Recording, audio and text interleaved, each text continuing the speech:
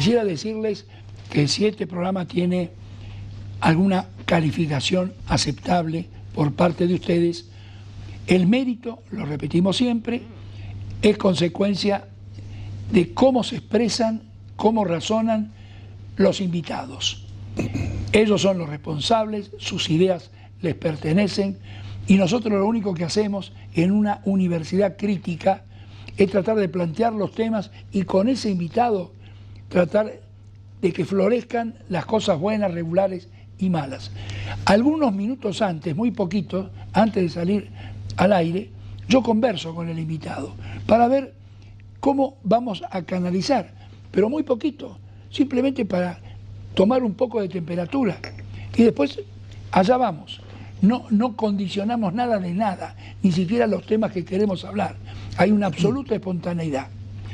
Hemos invitado a Raúl Aragón, que se dedica a estudios de opinión pública, que trabaja hace muchos años en esta profesión. No es simplemente un analista de resultados que le pueden dar sus estudios de 1000 personas, 2000 personas, etcétera, periódicamente. Él es además un pensador, un hombre que es un ciudadano y siente lo bueno, lo malo, lo que se sufre o la alegría de una población.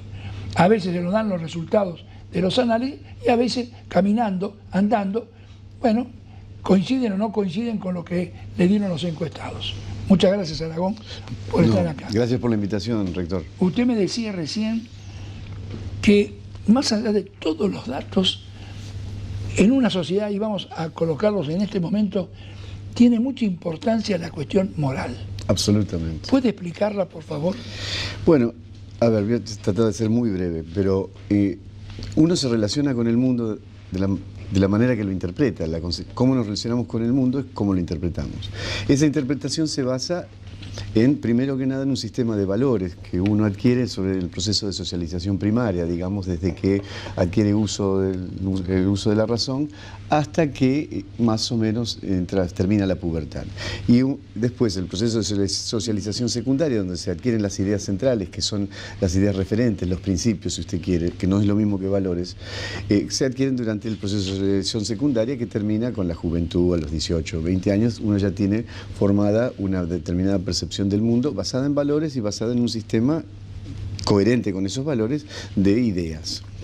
Depende de cómo sean esos valores y cómo sean esas ideas, es como usted interpreta el mundo, y usted interpreta el mundo, como usted interpreta el mundo es como usted se relaciona con el mundo. Le voy a dar un ejemplo tonto, pero es gracioso.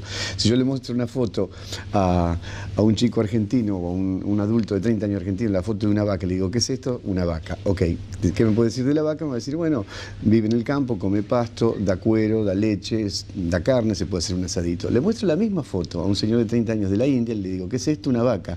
¿Qué me puede decir de la vaca? Es un animal sagrado. Ahora, entre un animal sagrado y una vaca hay un asado, hay muchísima diferencia. Y eso depende de cómo estoy interpretando, cómo está interpretando cada uno, y es consecuencia de eso cómo se relaciona. El hindú le prende incienso y el argentino se lo come. Son relaciones totalmente distintas. Eso depende finalmente del sistema de valores. Cuando el sistema de valores se degrada nuestra relación con la realidad.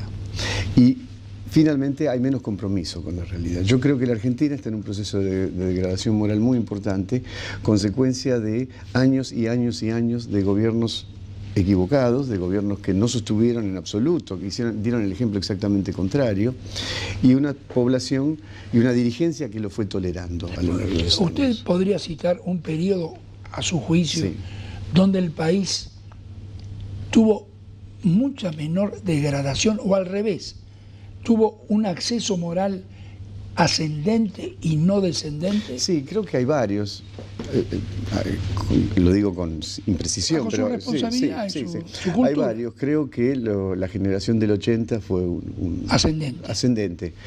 Podemos después discutir esos valores, pero eran valores ascendentes, eran estables, eran valores que apuntaban a la construcción de una sociedad, etcétera, y no apuntaban al enriquecimiento personal o a la acumulación de poder por el poder. Creo que también el periodo muy breve de Frondizi fue un momento de valores. Creo que la primera presidencia de Perón también lo fue hasta un cierto momento, y creo que muy brevemente, pero también la del gobierno del doctor Alfonsín, Y además impulsada por de dónde veníamos, ¿no? Hubo como un sector muy importante de la población quería que fuéramos para arriba. Reponer moralmente la vida. Reponer moralmente la vida por el horror del que veníamos, que era una inmoralidad absoluta. Si tirar gente de un avión, digamos, ya eso excede cualquier... Frente a eso hay una reacción moral, pero después se degradó nuevamente, y desde entonces yo creo que no ha habido un periodo donde la dirigencia y la sociedad tuvieran la dirección de reinstaurar una moralidad como norma de vida y como norma de gestión. Usted habla de 30 años, ¿eh? Sí, estoy hablando de 30 años. Y eso nos ha degradado. Lo que ocurre también, doctor, es que el golpe de la posmodernidad, la posmodernidad cuando llega, que niega la vigencia de valores estables, eso también nos ha pegado. Deme un valor estable, o dos. ¿Cómo? ¿Valores estables? Valores estables, bueno, en mi formación, la idea de Dios, la idea de justicia, la idea... Y de la familia. Y la familia, absolutamente, sí. La autoridad de los padres sobre los hijos. La autoridad, no el autoritarismo, es decir, No. La responsabilidad del docente. Yo he sido docente muchos años, no es que haya sido un buen docente, pero quiero decir, pero siempre traté de educar, de transferir. Si hay una responsabilidad, ya eso se está perdiendo también.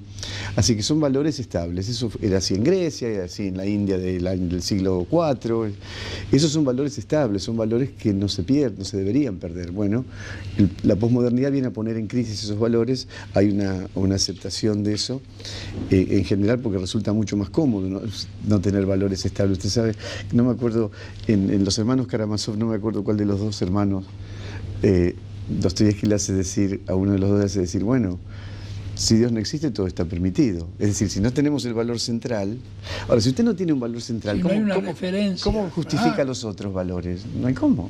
Cada uno tiene el propio. Cada uno tiene el propio. 40 millones en Argentina. Y en general, Occidente pasó de ser una sociedad de masas, que se empieza a construir después de la Primera Guerra Mundial, a, después de los 80, después de la caída del muro de Berlín, a ser una sociedad de minorías. Y no es lo mismo una sociedad de masas que una sociedad de minorías, porque lo que ocurre con una sociedad de masas es que usted tiene grandes consensos. ¿Por qué tiene grandes consensos? Porque en general la sociedad se dividía en 2 o 3 grandes sistemas de valores bastante asociados, y como dije, esos sistemas de valores generan un sistema de interpretación, etc. Entonces usted tenía grandes consensos y podía tener grandes partidos políticos que representaban las demandas de esos grandes consensos. Cuando la sociedad se convierte en un montón de minorías, ya no hay consensos, entonces los partidos políticos entran en crisis, y eso es lo que está pasando. Usted me habló del peligro de los dictadores. Sí. Lo que decía es que, mirando más allá de los números y del escenario electoral que se está construyendo, creo que en las grandes variables de la Argentina están en degradación. Por empezar, está en degradación, como dije, el sistema moral. Si estamos cayendo en la desidia moral. Por otro lado, se está degradando el sistema institucional. No me refiero solamente a las instituciones de gobierno, me refiero a todas las instituciones. La conducción gremial, la conducción empresaria, la justicia, la educación. Se está degradando. Y tercero, una crisis económica muy profunda, de la cual no vemos salida. Esas 3 cosas, si continúan en esa dirección, si la crisis continúa, si la degradación continúa, terminan por generar en la población una sensación de desamparo. Cuando esa sensación de desamparo adquiere cierta intensidad, siempre, históricamente surge un líder fuerte. Pero no siempre un líder fuerte es bueno. Voy a dar un ejemplo horrible, pero que sea claro: Hitler. El desamparo de la clase media, trabajadora y media baja americana generó Trump. Entonces nosotros estamos yendo camino hacia un desamparo de la sociedad que fatalmente puede generar un líder que hoy ni existe. Hoy ni siquiera lo vemos, no sabemos quién es, pero lo podría generar. Creo que todavía estamos a tiempo si la dirigencia se pone las pilas. Bien, acá este programa está escuchado por familias de dirigentes nacionales, locales, provinciales, de distintos sectores. A esas familias que deben estar coincidiendo con usted en toda esta degradación moral y en toda esta vuelta que hay que pegar, ¿qué le diría usted? ¿Cómo ayudan ellos? Se tienen que comprometer. Hay que tomar el toro por las astas. Nosotros somos una sociedad ausente. Pero mire que hay mucha gente que dice, mi marido, mi mujer están metidas y están comprometidos. Sí. pero son pocos, porcentualmente hablando. La clase media, históricamente las grandes transformaciones las produjo la clase media, por lo menos en las culturas occidentales, en los países occidentales. Nosotros somos una clase media que después del proceso se fue a su casa y no volvimos. Volvimos un ratito con Alfonsín, cuando le empezó a ir mal, nos volvimos. Y se rompió el lazo de solidaridad. Primero se rompió el lazo de solidaridad, que es la argamasa social. Usted se acordará, doctor, tenemos nuestra vida, una larga vida, usted se acordará que es durante el proceso cuando se instaura el no te metas, por algo será. Eso quiere decir que yo no me ocupo de lo que le pasa a mi vecino. Eso se debilitó muchísimo el lazo de solidaridad moral. Eso, junto con el impacto de la posmodernidad que pone en crisis los valores, nos tiró para abajo, nos puso en una dirección de degradación. Pero tenemos que volver a ocuparnos de las cosas, tenemos que volver a la plaza, exigirle a los gobernantes, exigirle a nuestros representantes parlamentarios. Ahora, ¿cómo ir a la plaza? ¿Como estos últimos días? ¿Cómo exigir? No. A ver, por favor, ayúdenos. Sí, hay que encontrar las formas de participación. Mire, hay una teoría que es hacer política no direccionada al poder. Es decir, en general los partidos políticos tienen como objeto llegar al poder, y está bien. ¿Las redes sociales pueden ayudar en sí, todo esto? Las redes sociales pueden ayudar a esto, pero desde la responsabilidad, digo, ¿no? de cada uno que participa en la red social. Sí, y finalmente hay que poner el cuerpo. Foucault en un punto habla de la biopolítica, ¿no? Dice, bueno, al final la política, el poder político no es el control de las mentes, sino el control de los cuerpos en el espacio. Si usted ¿usted se acuerda de cómo el ingeniero Bloomberg? Después pasó lo que pasó, pero su reclamo fue justo. Le puso 100.000 personas o 70.000 personas frente al Congreso y tuvieron que modificar las leyes. Se convirtió en un actor político sin buscar el poder. Pero ahí actuó la sociedad. Ahí sí se movió la sociedad. Ayer también. Y ayer también y mal. Con las mujeres. Ayer no. Antes de ayer. Olvidémonos el final de las mujeres. Olvidemos ese grupo frente a la escena de la catedral, que es de horror. Pero el resto, se movió bien. Centenares de mujeres se comprometieron, salieron con el corazón abierto. Sí, es cierto. Yo creo que por ahí, pero hay que tener otra intensidad de compromiso. Los egipcios fueron a la plaza y se quedaron 3 meses. Los indignados en España se fueron a la plaza y se quedaron 2 meses. Nosotros vamos a la plaza, estamos 2 horas, cantamos un rato y después nos volvemos a casa a mirar Tinelli. Hay que comprometerse con la realidad. No podemos seguir siendo una sociedad ausente. Una sociedad ausente deja el espacio para la mala dirigencia. Mira, hay un escritor inglés que decía, no es que el poder corrompe, el poder atrae a los corruptos. Y si uno deja el espacio, lo copan. Y un amigo mío, Hugo Martínez Viademonte, que me enseñó mucho, un gran politólogo, no es famoso, pero un gran politólogo, decía, dando una charla, decía, miren, si ustedes no hacen política, se la hacen. Tenemos que volver a hacer política como sociedad. Bien, de aquí en adelante, hoy en Argentina, ¿cómo va la política encaminada a una elección que ya inunda todas nuestras casas? Es un panorama complejo porque la principal fuerza, el peronismo está fragmentado y el radicalismo está absorbido en un abrazo que yo creo que es tóxico para el radicalismo, no lo deja crecer, lo está haciendo desaparecer, le está haciendo perder identidad, si bien le da cuotas de poder porque lo ayuda a ganar algunas intendencias y algunas gobernaciones, pero fuera de eso no le da participación en la política grande, en las decisiones de gobierno. Por un lado tenemos eso, por otro lado tenemos un peronismo fragmentado por lo menos en 3 pedazos, y entonces lo que estamos viendo es que no va a haber, es muy difícil que este proceso electoral resulte en una... Nos aclare un futuro. ¿Usted cree que no nos va a aclarar un futuro? No nos va a aclarar el futuro porque no va a haber una posición hegemónica. Hoy por hoy lidera Sergio Massa, Margarita Stolbizer esa alianza, si es que finalmente se construye. Pero no es con el 50% y además es solo en una provincia. Así que yo creo que estamos en un proceso de reconfiguración de los liderazgos de las fuerzas políticas. Y no aparecen muchas caras nuevas. Y no aparecen caras nuevas. El peronismo precisa los tiempos electorales para reconstruirse. El problema, y lo que a mí me asusta, es que ese liderazgo que surja de estas elecciones no sea el liderazgo que el país necesita, ¿no? Y puede suceder. y puede suceder, quiero decir, al interior del peronismo, que es determinante siempre en la política argentina, podría ser que Cristina gane. Ahora, ya no es solamente una elección de diputados o senadores, son ambas cosas.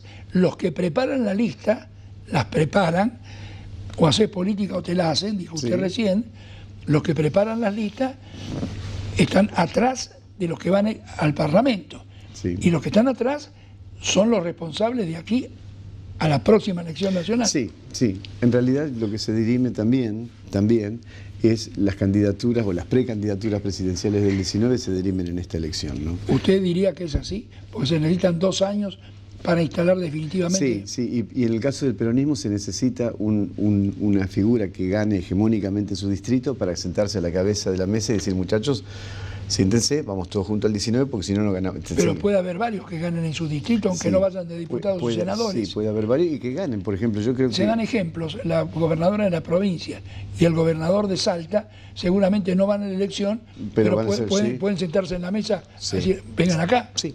Sí, sí, también. Eso ahí depende de cómo les vaya con su gestión. Pero solamente dentro del panperonismo, supongamos que gana más en la provincia de Buenos Aires y gana de la Sota en la provincia de Córdoba. Ahí tiene 2 liderazgos que después no sé cómo se van a dirimir. El problema no es que haya varios potenciales liderazgos, es que el peligro es que el que finalmente se quede con esa conducción, si es que la unifica, sea una figura equivocada. ¿No? El país no tolera, ya no tenemos mucho más margen, porque el mundo se nos está viniendo encima, y se viene encima rápido. ¿Usted volvería a repetir que en el 2015 el justicialismo se presentó con figuras equivocadas? Sí, absolutamente. No hablo de la presidenta, ¿no? Porque ya no se podría presentar, sino las que eligió la presidenta. Definitivamente, yo creo que la presidenta tendría que haber permitido un proceso de internas verdaderas, sin bendecir a nadie, y que se resuelva desde el voto popular peronista, digamos, ¿no? Eso no lo permitió, hizo lo que hizo, y además impuso cosas tremendas, como Aníbal Fernández, candidato en la provincia. Esto, yo creo que gran parte de la derrota de Scioli se debe a eso. Creo que el proyecto de Cristina, en realidad, era hacer muy buena elección en primera vuelta para tener muchos diputados y senadores de la Cámpora y perder en segunda vuelta, pero ganar la provincia de Buenos Aires para tener la caja y tener una especie de portaaviones para sostener la estructura. Se quedó con la matanza. Se quedó con la matanza y tiene un problema, había un problema, que ella, si para ser la jefa de la oposición, Scioli no podía ser el presidente. Ella necesitaba que el presidente fuera Macri, pero ella tenía una cuota de poder importante como era la provincia de Buenos Aires, de la mano de Aníbal. Hoy se dice lo mismo, que Macri la quiere a ella como opositora. Sí. ¿Es así? Y en ciernes, digamos. Es una figura, María Eugenia Vidal, en mi opinión, es una muy buena política, yo creo que tiene un gran futuro, y pertenece, acá viene un poco de esperanza, doctor, pertenece a esta clase, a esta generación de dirigentes que yo los veo mejores que los dirigentes de mi generación. Me refiero a María Eugenia Vidal, me refiero a Marcos Labaña, me refiero incluso a Bocio. Es decir, no estoy hablando desde una perspectiva ideológica. Un sub-50. Un sub-50. Son otra cosa, y creo que en realidad, y esto no le gusta a nadie cuando lo digo, me han criticado incluso dando charlas por decir esto, pero creo que nuestra generación fracasó en el ejercicio del poder y es hora de que demos un paso al costado y dejamos que surja esta nueva generación. Hay algo más que usted dijo recién, que usted dijo que el radicalismo está allí y no puede crecer.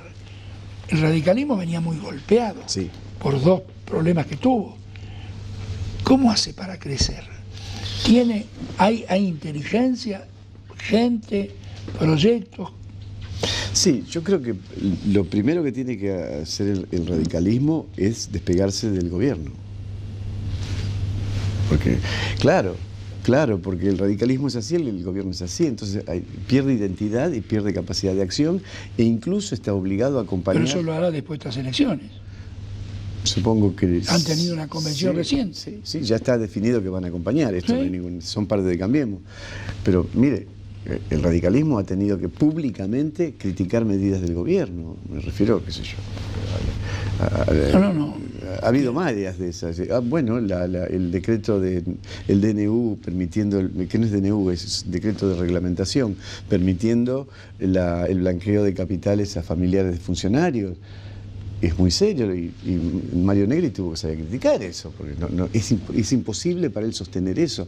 Entonces, el radicalismo está en una situación muy, muy difícil mientras esté adentro del gobierno. Tiene que salir, pelear sus propios espacios como radicalismo, como Unión Cívica Radical, y renacer desde ahí, porque no van a renacer desde la mano de Cambiemos, y mucho menos desde PRO, ¿no? Porque Cambiemos no es una alianza equilibrada, es el PRO que tiene todo y 4 o 5 que tienen un poquito. Eso es fatal para el radicalismo. Luego quedan las provincias. ¿Usted cómo ve el panorama de las provincias?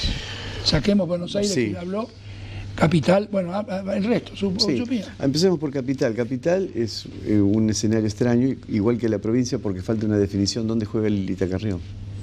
Si Lilita Carrió juega en la provincia de Buenos Aires y no juega en la ciudad de Buenos Aires, el PRO no hace una demasiado buena elección y Lustó podría ser una excelente elección. Si Lilita juega en la ciudad, el PRO no tiene, o Cambiemos tiene muy poco, un candidato aún débil como es Jorge Macri, que puede crecer, pero aún es débil, y entonces haría mala elección en la provincia. Ese es un problema. Yo creo que en la capital gana Cambiemos, pero no va a ser igual con que sin Lilita.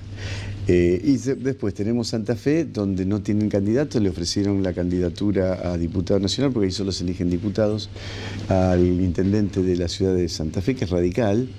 No es del PRO, es radical, y el hombre le está pensando, porque renunciar a una intendencia de 400, 500 mil habitantes para tener por una banca de diputado, en términos políticos y de cuotas de poder, no es ningún negocio. Córdoba la pierden porque de la Sota es hegemónico, y en Mendoza tienen una chance, pero también está complicado porque hay bastante conflicto con el gobernador PRO, con el gobernador Cambiemos. Pero ahí podrían ganar. Ahora, si usted toma Capital Federal, Provincia de Buenos Aires, Santa Fe, Córdoba y Mendoza, tiene el 76% de la población y del padrón. La elección se define ahí. El otro 24% está desparramado en el resto del país. La Patagonia tiene 6%, etcétera. Así que, entonces, esos son los lugares donde necesita ganar. De esos lugares donde necesita ganar, lo de Ciudad de Buenos Aires no se sabe, Provincia de Buenos Aires hoy está tercero, y el único lugar donde podría ganar es en Mendoza, que es el 6%. O sea que... ¿Y hay estructuras políticas? Al no haber reforma política, nuevamente la cantidad de gente que se necesita para el control. Para la fiscalización, sí. Usted, y los partidos tienen también ese problema. Uno de los grandes problemas de por qué tienen tanto poder los intendentes de conurbano y del interior de la provincia de Buenos Aires, porque son los que tienen estructuritas. Hay que sumarlos a todo para tener control territorial, no solamente de la elección, sino del proceso electoral, de las campañas, los actos, etc. Usted sabe que hay que recorrer la provincia, localidad por localidad, hacer un acto, eso lo tiene que organizar alguien ahí, se necesita estructura local en cada localidad, y eso lo tienen los intendentes. En realidad, lo que tenemos son un ejército que perdió su jefe, y entonces hay pequeños ejércitos ahora. Es muy parecido a lo que pasó en el medioevo después de la caída del Imperio Romano, ¿no? ¿Cuál es su opinión de que pueda aparecer una figura fuera de la política? Porque el actual presidente de la Nación vino de afuera de la política. Sí. Hizo un ensayo en un club de fútbol, le fue bien, y luego tomó 8 años la ciudad y llegó. ¿Cómo ve esta llegada de afuera de la política? Yo creo que es muy posible, porque está agotada, primero que nada está agotado el discurso políticamente correcto. No lo cree más nadie. Eso, vamos a transformar el país si queremos un país justo. Eso no lo cree nadie, porque lo hemos escuchado 200 veces y nunca funcionó. Junto con eso hay un gran descrédito de la clase política como tal y particularmente de la dirigencia política. Así que esa combinación de factores hace posible la aparición de un líder de afuera de la política, alguien con algún grado de prestigio obtenido de otra manera. No lo veo, no se me ocurre quién puede ser, pero sí, podría venir alguien de fuera de la política, no solamente acá. En Brasil podría pasar, en Estados Unidos pasó. Bueno, yo pensaba en Trump, ¿no? Trump era... Y Brasil tiene una situación parecida. Muy parecida. Va a tener que venir alguien de afuera, están todos absolutamente parecido, sí. salpicados por la corrupción. Sí, mire, en Brasil, en las últimas elecciones legislativas, el candidato a diputado que más votos sacó era el payaso Plim Plim. Sí, ¿se acuerda? Sí. Plim Plim no, Tiririca. Tiririca. Igual que en Italia, ¿no? Sí, igual que en Italia. Igual que en Italia, se vistió de payaso. ¿Por qué? Porque está por el desprestigio de la dirigencia. Hemos generado una dirigencia tremendamente inepta. Por eso dije hace un rato, hemos fracasado como generación y la prueba es en el estado en que estamos. Tenemos que dar un paso al costado, dejemos a ver qué hace la generación siguiente, porque la nuestra fracasó. Aragón, muchas gracias. Ustedes han escuchado una reflexión limpia, pura, no hemos hablado de porcentaje de encuestas, nada. Análisis de lo moral, de la posibilidad que tiene el país hacia el futuro, de las nuevas generaciones que se esperan. Creo que ha sido una excelente oportunidad para escuchar un muy buen pensamiento. Gracias nuevamente. No, gracias a usted, doctor. Hasta la semana que viene y muchas gracias.